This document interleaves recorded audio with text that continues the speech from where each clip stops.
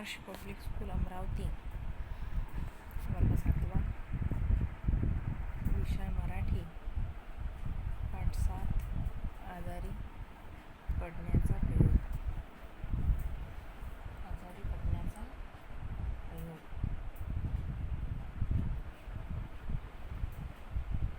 याआधी आजारी पडण्याचा प्रयोग हा जो पाठ आहे, हा पाठ मिराजदार यांनी लिहिलेला आहे. की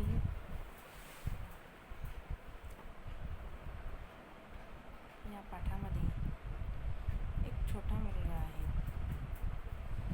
की तो म्हणतो की घरातल्या प्रत्येक व्यक्तीला आजारपण येतात.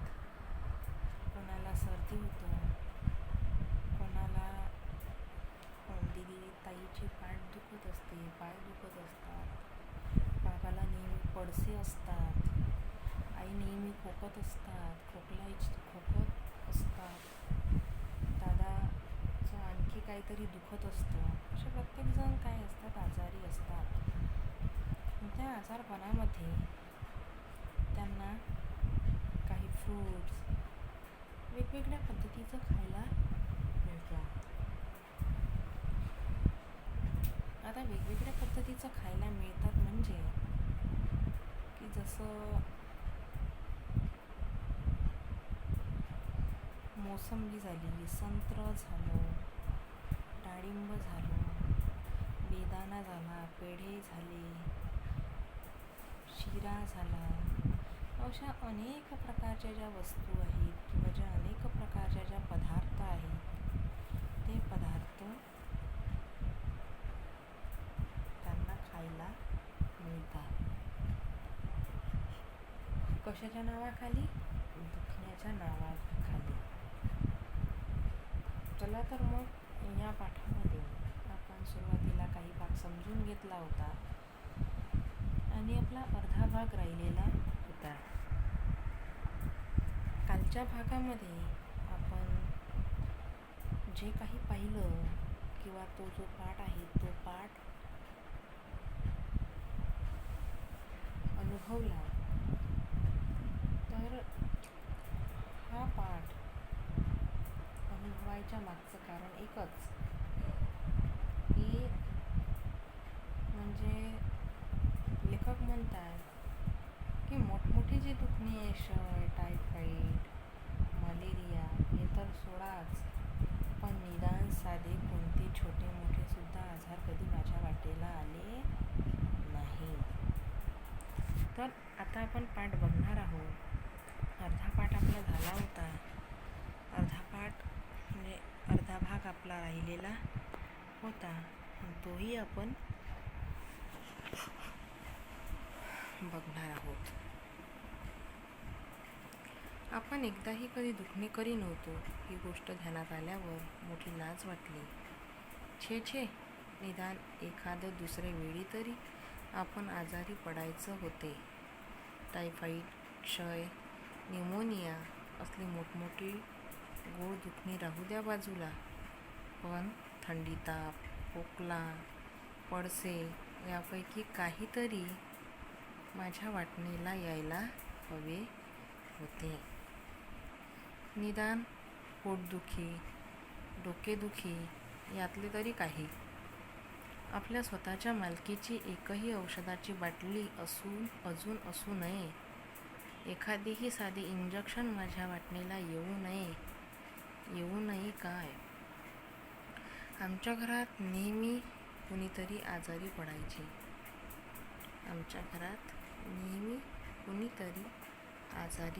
पडायचे.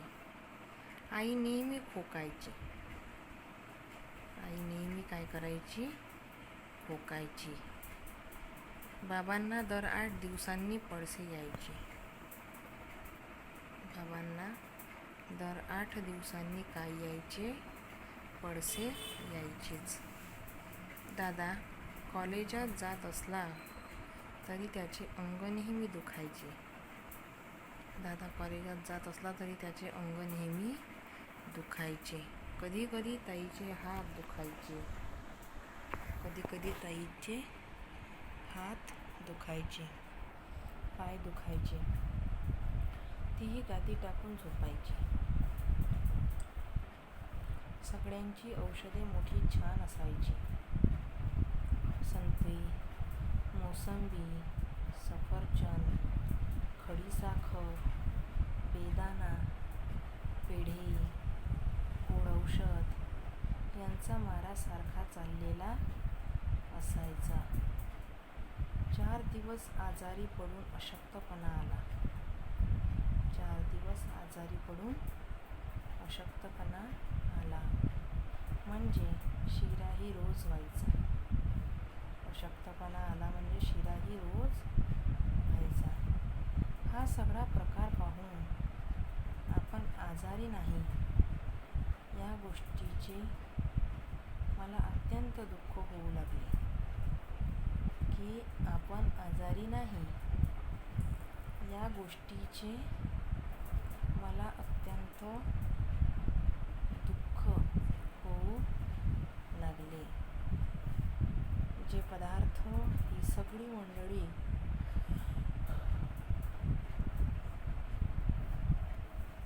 आजारी म्हणून खात असत, ते औषध या नावाखाली मोडत असत. त्यामुळे त्यांना हात लावायची मला सक्त मनाई असे. ही औषधे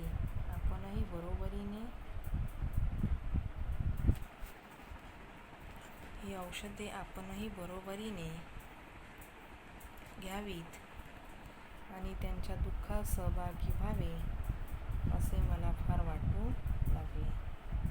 या विचाराने मला काही सुचेना. घरातल्या माणसांचा मला मोठा राग येऊ लागला. त्यांचा स्वार्थीपणा पाहून मी अगदी चिडून गेलो. ती मंडळी स्वतःच इतक्या वेळा आजारी पडत होती की माझ्या वाटणीला कोणतेच आजारपण येत नव्हते.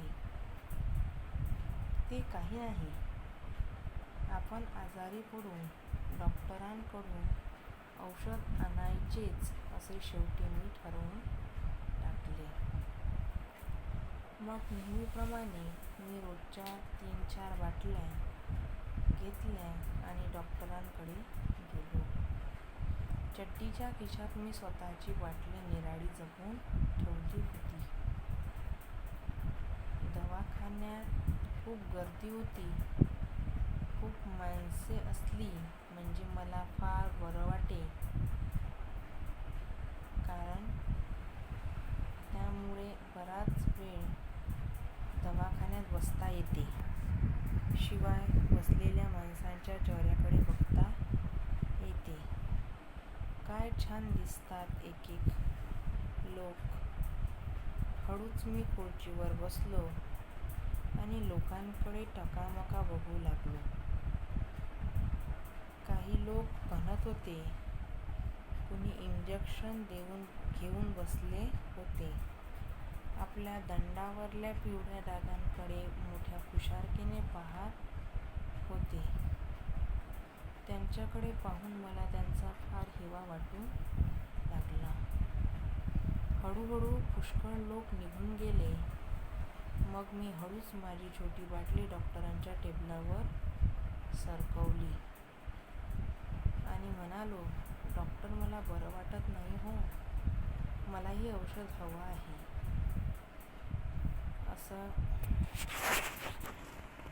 असं? मग ये इकडे बघू, तपासू. असे म्हणत डॉक्टरांनी मला खाटेवर झोपायला सांगितले. त्या गुलगुलीत खाटेवर झोपताना अशी काही मजा वाटली म्हणता इतक्या वेळा आपण दवाखान्यात आलो, पण या खाटेवर पडायचे सुख कधीसुद्धा आपल्या वाट्याला आले नसते. आता डॉक्टर ती छान नळी आपल्या छातीवर, पोटावर लावतील, तपासतील, कदाचित इंजेक्शन सुद्धा देतील. नाही कुणी म्हणावे, मग कसले तरी औषध बाटलीत भरून देतील. आहा, आपल्यालाही स्वतंत्र बाटली मिळायची तर एकूण दादाची आणि ताईची ऐट नको काही एवढी. म्हणजे लेखक म्हणतात की मी माझी बाटली काय घेऊन गेलो होतो, सोबत घेऊन गेलो होतो. आणि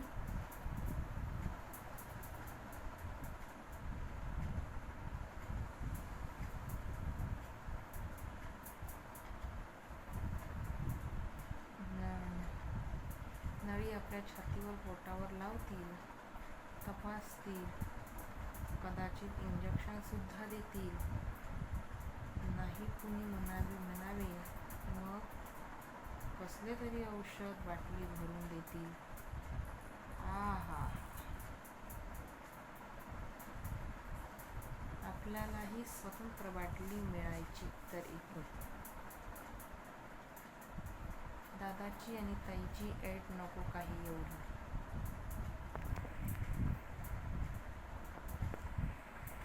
आनंदाने मी खाटेवर लोळत होतो. तेवढ्यात डॉक्टर आले.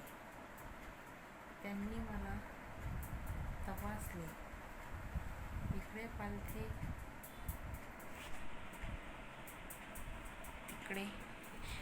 तिकडे पालथे ओढायला सांगितले. गळ्यातली नळी छातीवर लावली.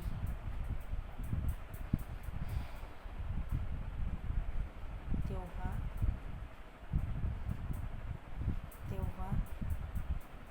तर मला खूपच हसायलाच आले. मग मी डॉक्टरांना सांगितले, डॉक्टर इंजेक्शन द्या बरं का. ताईला आणि दादाला खूप झाली आत्तापर्यंत. आता मला पाहिजे निदान एक तरी. डॉक्टर म्हणाले, हो का. मग क्षणात मनात एक धाडसी विचार चमकून गेला. अगदी खाजगी आवाजात मी डॉक्टरांना विचारले, तुम्हाला ऑपरेशन करता येतं का हो. डॉक्टर माझ्याकडे म्हणाले, एकदम बघायला लागले. डॉक्टर माझ्याकडे एकदम बघायला लागले. डोळे थांबवून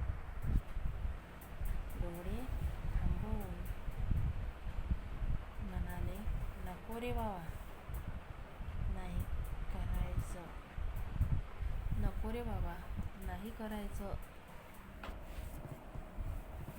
नाही करायचं असेल तर ते सुद्धा करा.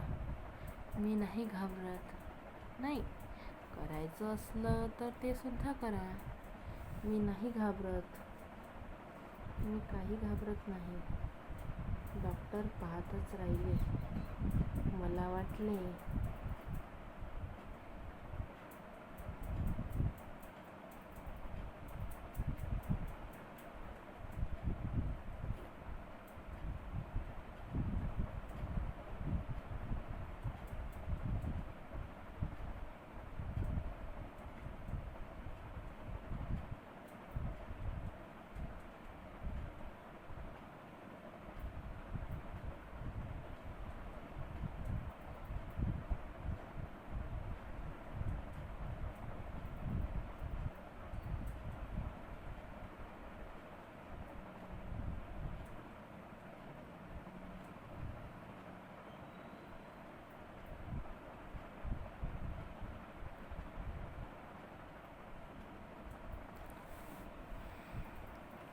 नाही करायचं असलं तर ते सुद्धा करा. मी काही घाबरत नाही. डॉक्टर पाहतच राहिले. मला वाटले ते बहुतेक माझ्या सूचनेवर विचार करत असावेत. होय म्हणाले, तर फारच चांगले झाले. ऑपरेशन केलेच त्यांनी तर मग काय विचारता. तसाच पळत घरी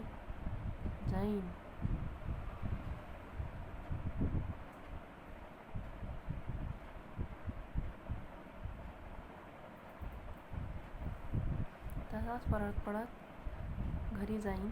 सगळ्यांना ऑपरेशन दाखवीन. पण डॉक्टर थंडपणे म्हणाले, बरं आहे आता असं कर, तू उतर खाली.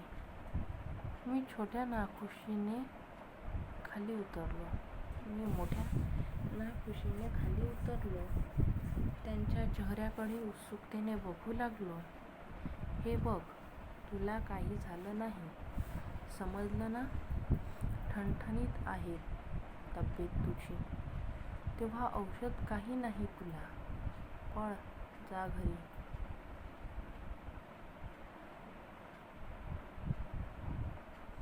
डॉक्टरांचे हे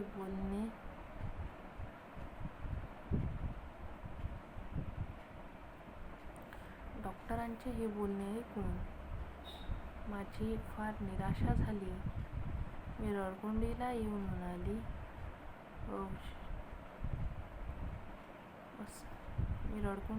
म्हणाले, असं काय हो? द्या ना मला एखादं औषध. म्हणजे हा जो लहान मुलगा, म्हणजे हा लेखकाच्या रूपात असला पाहिजे. तर प्रत्येक जणाचं काही ना काहीतरी काय असतात, दुखणं चालू असतात. परंतु ही एकच व्यक्ती अशी आहे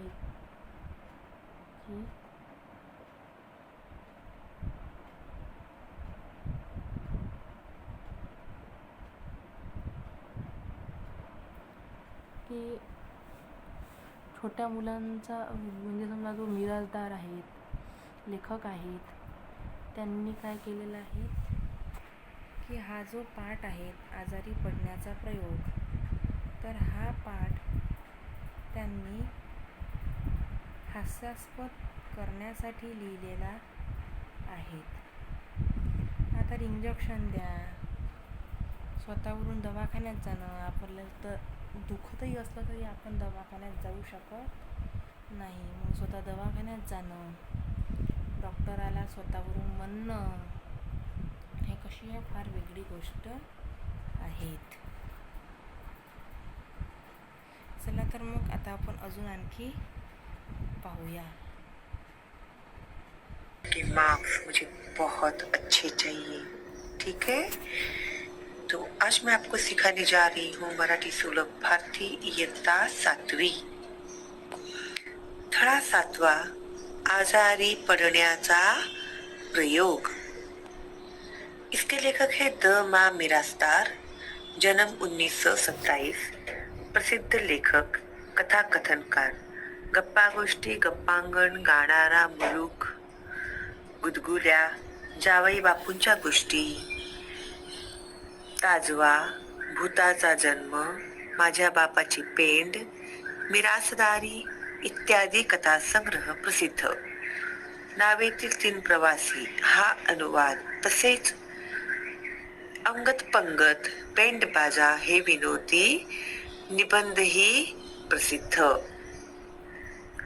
मुलाचे आजारपणाबाबतचे विचार व त्याचे दवाखान्यातील वागणे याचे मार्मिक व विनोदी वर्णन लेखकाने प्रस्तुत पाठात केलेले आहे.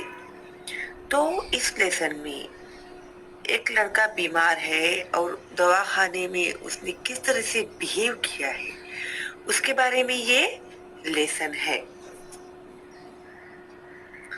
आपण एकदाही कधी दुखणे करी नव्हतो ही गोष्ट ध्यानात आल्यावर मोठी लाज वाटली. छे, निदान एखाद दुसऱ्या वेळी तरी आपण आजारी पडायचे होते. अभी इसको किस बात का दुख है कि वो बिल्कुल भी बीमार नहीं गिरता. तो उसे ऐसे लगता है कि सब लोग बीमार गिरते हैं. किसी को सिर दुखता है, किसी को बुखार आता है, किसी को सर्दी होती है, और एक मैं ही हूँ जो मुझे कुछ भी नहीं होता. तो इसके लिए उसे क्या आ रही, शर्म आ रही है. ठीक है, लाज वाटली मीन्स शरम आना. छे, निदान एखाद दुसऱ्या वेळी तरी आपण आजारी पडायचे होते.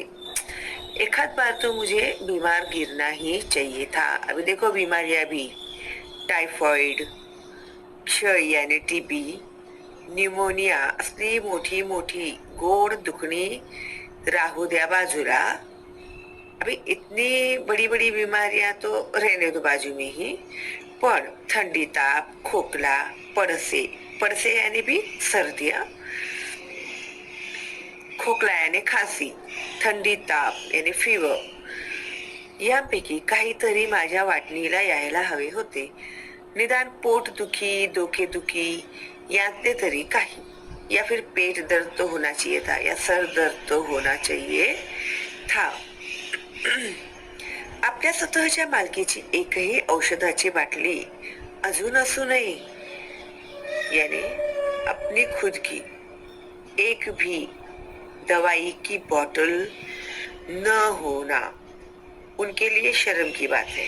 ठीक है, क्योंकि वो कभी बीमार ही नहीं गिरते. एखादे ही साधे इंजेक्शन माझ्या वाटणीला येऊ नये काय.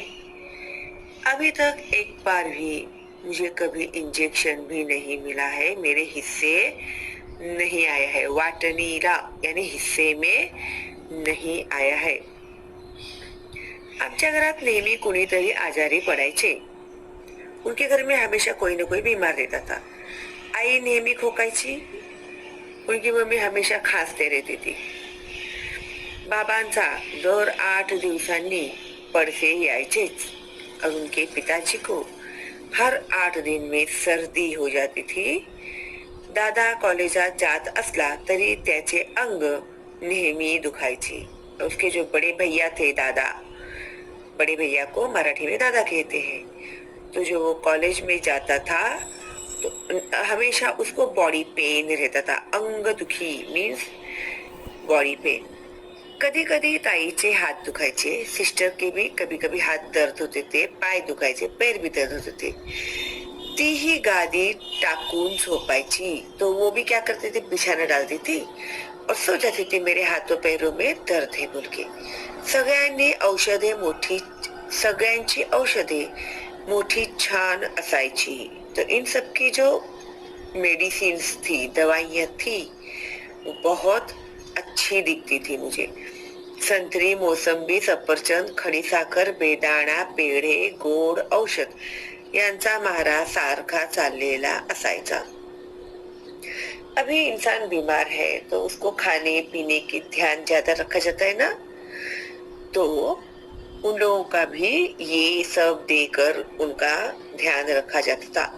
4 दिवस आजारी पडून अशक्तपणा आला म्हणजे शिरा ही रोज व्हायचा. अभी बीमारी में से जब हम लोग उठते हैं तो हम लोगों को वीकनेस महसूस होता है, कमजोरी महसूस होती है. तो उसके लिए रोज उनके घर में क्या बनता था, 4 दिन तक अपना रोज शीरा बनाते थे ताकि कमजोरी दूर हो जाए और ताकत आ जाए. हा सगळा प्रकार पाहून आपण आजारी नाही या गोष्टीचे मला अत्यंत दुःख होऊ लागले. अभी ये सब उसने वो देख रहा था. भैया बीमार गिरते हैं, दीदी बीमार गिरती है, पापा मम्मी सब बीमार गिरते हैं. सबका यानी कुछ न कुछ ट्रीटमेंट चल रहा है. सबके पास कुछ न कुछ दवाइयाँ हैं, उनके नाम की दवाइयाँ हैं. जैसे ये दीदी की दवाई, ये भाई की दवाई, ये मम्मी की दवाई, ये पापा की दवाई, ऐसे. लेकिन इनके लिए आज तक कोई भी दवाई नहीं आई और इस बात को उनको बहुत दुख है. और प्लस बीमारी में से ठीक होने के बाद भी कमजोरी आती है, उसे दूर करने के लिए हर रोज घर में शिरा भी बनता था. जे पदार्थ ही सगळी मंडळी आजारी म्हणून खात असत ते औषध या नावाखाली मोडत असत.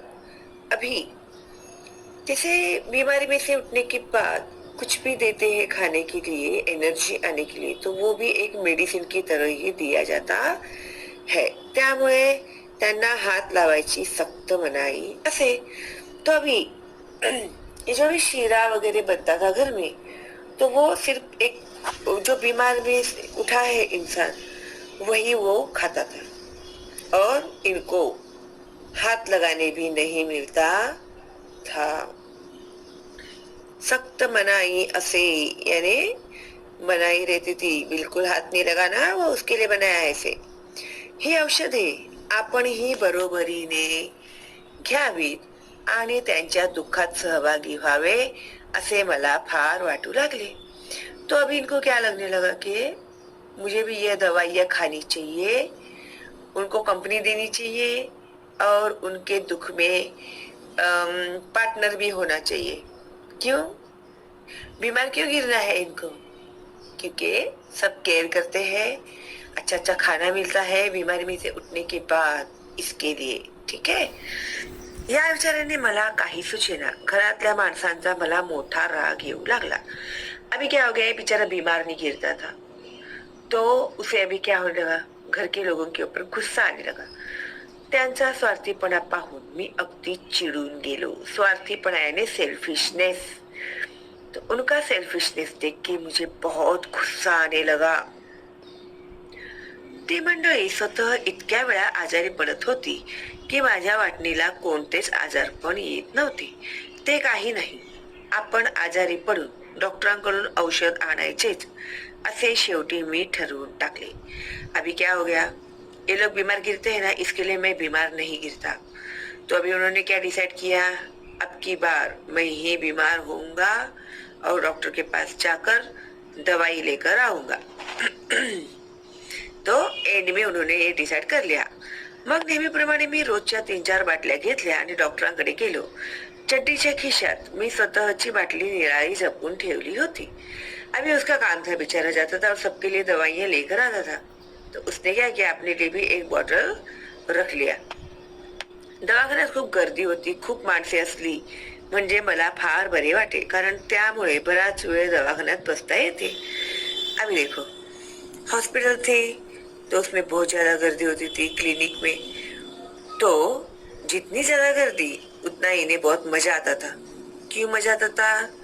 क्योंकि ज्यादा से ज्यादा वक्त उन्हें दवाखाने में बैठने मिलता था। शिवाय बसलेल्या माणसांच्या चेहऱ्याकडे बघता येते, काय छान दिसतात एक एक लोग। और वहां बैठे बैठे क्या करते थे वो, बीमार लोगों के चेहरे देखते थे और सोचते थे कितने अच्छे दिखते हैं ये लोग। हळूच मी खुर्चीवर बसलो आणि लोकांकडे टकामका बघू लागलो। काही लोग कणहत होते मीन्स दर्द के मारे कराहना। ठीक है? और जैसे भी तुम लोग को बुखार आ गया तो बदन में दर्द होता है, मम्मी मेरे बदन में बहुत दर्द हो रहा है,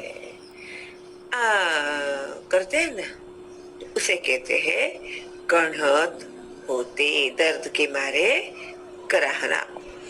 कोणी इंजेक्शन घेऊन बसले होते, कोई इंजेक्शन लेकर बैठा था। आपल्या दंडावरल्या पिवळ्या डागांकडे मोठ्या फुशारकीने पाहत होते। अभी उनके हाथ में इंजेक्शन लगाया था तो उस दाग की ओर देख के बहुत ही होशियारी कर रहे थे। त्यांच्याकडे पाहून मला त्यांचा फार हेवा वाटू लागला। हेवा बांटने मीन्स कसं मालूम, क्या लकी है यार ये लोग, इंजेक्शन ले रहे हैं, दवाई ले रहे हैं, और एक मैं ही हूँ जो बीमार नहीं गिरता। हेवा कभी वाटतो, हेवा कब लगता है इंसान को, जब उसे नहीं मिलती वो चीजें और वो उसके सामने दूसरों को मिलती है, तभी उसे हेवा वाटणे कहते हैं। हळूहळू पुष्कळ लोक निघून गेले।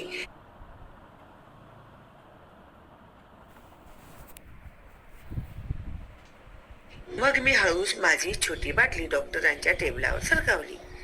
अभी धीरे धीरे सब लोग कम हो गए और इसने क्या किया, धीरे से अपनी भी एक छोटी सी बॉटल डॉक्टर के सामने सरका दी आणि म्हणालो, डॉक्टर मला बरं वाटत नाही हो, मला ही औषध हवा है, मैं मुझे भी कुछ ठीक नहीं लग रहा है तो मुझे भी दवाई चाहिए। असं मग ये इकडे। अभी डॉक्टर ने भी क्या कहा, अच्छा ठीक है तो इधर आजा, बघू तपासू, क्या करते तुझे चेक करते। असे मैंने डॉक्टरांनी मला खाटेवर झोपायला सांगितले। पलंग के ऊपर उसको सुलाया। देखो जनरली डॉक्टर के दवाखाने में ऐसे पलंग होते हैं ना, उसके ऊपर लोग सुला के चेक करते हैं। त्या गुळगुळीत खाटेवर झोपताना अशी काही मजा वाटली म्हणता, अरे सॉरी बोला ना, तुमको तो तुम्हारे लिए मुर्गा बन जाऊं। ये वाला ना कल का है। अभी वो सॉफ्ट एकदम रहता है तो उसके ऊपर सोते समय मुझे बहुत मजा आया। इतक्या वेळा आपण दवाखान्यात आलो, पण या खाटेवर पडायचे सुख कधी सुद्धा आपल्या वाटाला आले नव्हते. इतनी बार मैं दवाखाने में आया, किसके लिए जाता था वो दवाखाने में? भाई की दवा ला, मम्मी की दवा ला, पापा की दवा ला, उसके लिए जाता था. लेकिन आज पहली बार वो उस बेड के ऊपर सोया था तो बहुत ही खुश था. आता डॉक्टर ती छान नळी आपल्या छातीवर पोटावर लावतील आणि तपासतील. अभी नळी मीन्स क्या? स्टेथोस्कोप. स्टेथोस्कोप अभी मेरी छाती पर पेट पर लगाएंगे और मुझे चेक करेंगे. कदाचित इंजेक्शन सुद्धा देतील या फिर इंजेक्शन भी दे देंगे. नाही कुणी म्हणावे मग कसले तरी औषध बाटलीत भरून देतील. कुछ नहीं तो कम से कम एक थोड़ा दवाई तो मेरी बॉटल में भर के दे ही देंगे. मग कसले तरी औषध बाटली भरून देतील. हा हा, क्या एन्जॉय कर रहे हो देखो. आपल्यालाही स्वतंत्र बाटली मिळायची तर एकूण दादाची आणि ताईचीच ऐट नको. ऐट नको काही एवढी. अभी मेरी भी बॉटल मिल जाएगी तो भैया और दीदी की ये जो सब उनका ये होता है ना पूरा, वो शीरा खा बेटा, ये खा बेटा, वो खा बेटा, तो उन लोगों का ही बहुत रुबाब होते रहता है. तो इस बार मैं भी दवाई लेकर जाऊंगा तो मेरा भी ऐट हो जाएगा. आनंदाने मी खाटेवर लोळत होतो. एवढ्यात डॉक्टर खोलीत आले. त्यांनी मला तपासले. इकडे तिकडे पालथे वळायला सांगितले. अभी डॉक्टर कैसे चेक करते देखो. सुलाते हैं ये तो मस्त सो के लोड़ रहा था जैसे तुम लोग बिस्तर पे लोते हैं ना. मम्मी 10 बार उठाती तो भी उठेंगे. हाँ मम्मी 1 मिनट, 2 मिनट, 3 मिनट, ऐसे करते करते करते करते कम से कम आधा घंटा तो ले ही लेते हैं तुम लोग, है ना. तो उसे कहते हैं लोड़ना, बिस्तर पे लोड़ना. तो वो कॉट पे लोड़ रहा था वो डॉक्टर के. एवढ्या डॉक्टर खोलीत आले. रूम में आए डॉक्टर. त्यांनी मला तपासले, उसको चेक किया. इकडे तिकडे पालथे वळायला सांगितले. इधर घूम, उधर घूम, इधर से चेक किया, उधर से चेक किया. गळ्यातली नळी छातीवर लावली. अभी स्टेथोस्कोप से चेक किया. जीभ बघितली, टंग देखा. तेव्हा तर मला अगदी धन्य धन्य वाटू लागले. हाँ, ये जब सब चल रहा था तो ये बहुत खुशी हो रहे थे. क्या लकी हूँ यार मैं कि मुझे डॉक्टर आज चेक कर रहे हैं पहली बार. और वो एन्जॉय कर रहे थे उस मोमेंट को. त्यांनी जेव्हा पोटावर एकदम टिचकी मारली तेव्हा मला खूप हसायलाच आले. जब पेट में ऐसे ये करके चेक करते हैं पेट को तो भी उनको हंसी आई, गुदगुदी हुई हंसी आई. मग मी डॉक्टरांना सांगितले, डॉक्टर इंजेक्शन द्या बरं का. क्या बोला उसने डॉक्टर को? एक इंजेक्शन ही दे दो मुझे. ताईला आणि दादाला खूप झालीत आतापर्यंत. दीदी को और भैया को आपने बहुत इंजेक्शन दे दिए हैं. अभी मुझे भी इंजेक्शन ही दे दीजिएगा. निदान एक तरी. आता मला पाहिजे निदान एक तरी. एक तो इंजेक्शन मुझे आज चाहिए ही. डॉक्टर म्हणाले, हो का, अच्छा चाहिए तुझे इंजेक्शन, ऐसे डॉक्टर ने कहा. मला क्षणात मनात एक धाडसी विचार चमकून गेला. अगदी खासगी आवाजात मी डॉक्टरने विचारली, तुम्हाला ऑपरेशन करता येतं का हो डॉक्टर? अभी एक ख्याल उनके दिमाग में आया और उन्होंने डॉक्टर को धीरे से पूछा, आपको ऑपरेशन करने आता है क्या डॉक्टर? डॉक्टर माझ्याकडे एकदम बघायला लागले. अभी डॉक्टर भी बेचारा शॉक हो गया. उन्हें ऐसे क्यों पूछ रहा है ये? तो उसको देखने लगे. थोडं थांबून म्हणाले, का रे बाबा. उन्होंने भी थोड़ा पॉज लिया और बोले, का रे बाबा, क्यों रे बाबा, तुझे क्यों ऑपरेशन का पूछ रहा है तू? नाही, करायचं असलं तर ते सुद्धा करा. अगर जरूरत है तो ऑपरेशन भी कर डालो. मी काही घाबरत नाही. मैं कुछ डरता वरता नहीं हूँ. डॉक्टर पाहतच राहिले. वो बिचारा डॉक्टर देखते रह गए, कैसा पेशंट मिला है मी को करके. मला वाटले ते बहुतेक माझ्या सूचनेवर विचार करत असावेत. तो डॉक्टर सोच में पड़ गए. तो इनको क्या लगा कि बिल्कुल ना ये डॉक्टर जो है ना वो मेरे बारे में ही सोच रहे हैं. शायद वो मेरा ऑपरेशन करने का ही सोच रहे हैं. होय म्हणाले तर फारच चांगले झाले. ऑपरेशन केलेच त्यांनी तर मग काय विचारता. तो ये सोच रहे हैं, अगर हाँ कहा उन्होंने तो कितना अच्छा हो जाएगा ऑपरेशन के लिए, और एक ऑपरेशन हो जाएगा मेरा. तसाच पळत पळत घरी जाईन. फिर ऑपरेशन होने के बाद दौड़ते दौड़ते ही मैं घर में जाऊंगा, सगळ्यांना ऑपरेशन दाखवीन और सबको ऑपरेशन दिखाऊंगा. पण डॉक्टर थंडपणे म्हणाले, बरं आहे आता असं कर तू, असं कर, तू उतर खाली. अब तू क्या कर, नीचे उतर जा. मी मोठ्या नाखुशीनेच खाली उतरलो. वो बेचारा, उसका मूड ही ऑफ हो गया. ते क्यों मुझे उतारा नीचे. त्यांच्या चेहऱ्याकडे उत्सुकतेने बघू लागलो और एक क्यूरियोसिटी से उनके चेहरे की ओर वो देखने लगा. हे बघ, तुला काही झालं नाही, समजलं ना. ठणठणीत आहे तब्येत तुझी, तेव्हा औषध काही नाही, पळ जा घरी. तो डॉक्टर ने क्या कहा, ये देख, तुझे कुछ भी हुआ नहीं है, समझा ना. एकदम कैसे है, ठणठणी.